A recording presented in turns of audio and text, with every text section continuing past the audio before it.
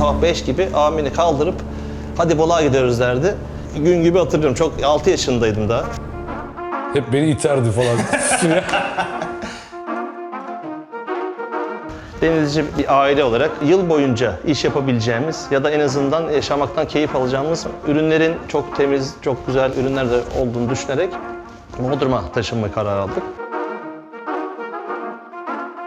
Meyhaneler demokratik yerlerdir. Orada sınıf farkı yoktur. Biz Bodrum'da bir meyhaneyiz. Dolayısıyla tüm bu bileşen içerisinde mutlaka bir Ege mutfağı ağırlığı da olması gerekiyordu. Onu da ekledikten sonra iki sandalın menüsü, dekorasyonu, mimarisi, müziği, her şeyi birbiriyle uyumlu olacak şekilde ortaya çıkmış oldu.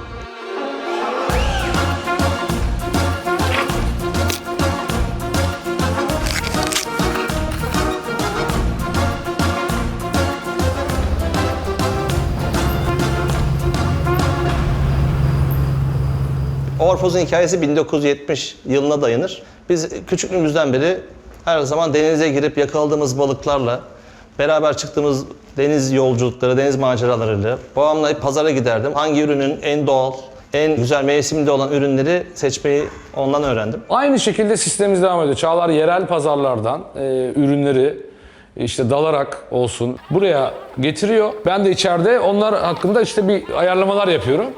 Sonra bunu kendimiz karar veriyoruz. Bu acaba menü olur mu, olmaz mı? Bu şekilde menümüz çeşitlendi, arttı.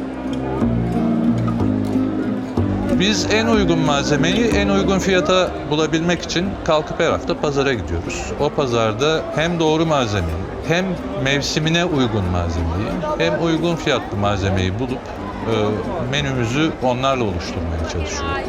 Biz iki sandalda yok olmaya yüz tutmuş veya tamamen ortadan kalkmış bir takım tarifleri yeniden canlandırıyoruz. Kullandığımız tariflerin bir bölümü 500 yıllık, bir bölümü 600 yıllık. Mezeden, ara sıcaktan ana yemeğe ve oradan tatlılara kadar uzanan skalada hem Arap, hem Ermeni, hem Rum, hem Osmanlı örneklerin bolca bulunduğu bir çok kültürlü mutfak icra ediyoruz.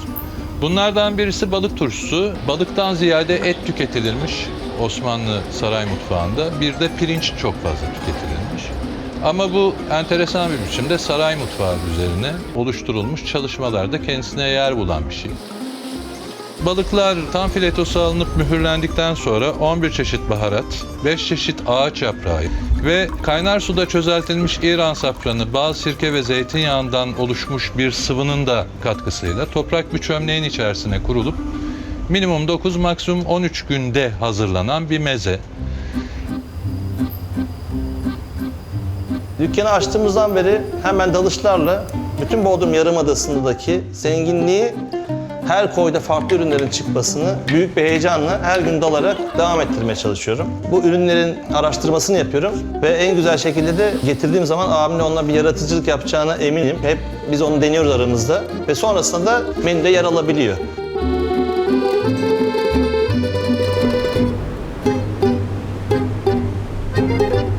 Temel olarak baktığınızda meyhane kültürü liman kentlerinden doğmuş bir kültür. İlk büyük meyhaneler işte Barcelona'sından, Marsilya'sından, Milano'sundan İstanbul'una kadar hep liman şehirlerinde ortaya çıkmış. Liman kentinin kendi doğal kozmopolit yapısı içerisinde çok kültürlülüğü barındırır. Burada bir liman şehrindeyiz. Aslında modern bir turizm limanı şehrindeyiz. Ege mutfağı biliyorsunuz daha çok rakı balık ağırlıklıdır. Bizim mutfağımız biraz daha farklı. Kabuklu ürünler yelpazesi daha fazla. Bununla en iyi eşleşecek içecek şaraptır. Bu konuda Çağlar biraz daha ileriye gitti. Bir üretim tesisi var. Hep istediğim şey yerel üzümlerle, yerel üreticilere ağırlık vererek yabancı misafirleri şaşırtmak, yeni bir deneyim yaşatmak. Sunduğumuz tadım menüsüne uygun, en iyi eşlikçi olacağını düşündüğümüz yerel üzümlerden bu keşfettiğimiz kırmızı, kanlı kara, panık ve ak üzüm olarak şarapları şu anda misafirlerimizle eşleme şansı buluyoruz. Her bölgenin kendi üzümlerinden yapılan şaraplar o bölgedeki yerel ürünlerin de en iyi eşlikçisi olacağını ve bunun da Anadolu gastronomisi için çok kıymetli bir çeşitlilik, zenginlik yaratacağını düşünüyorum.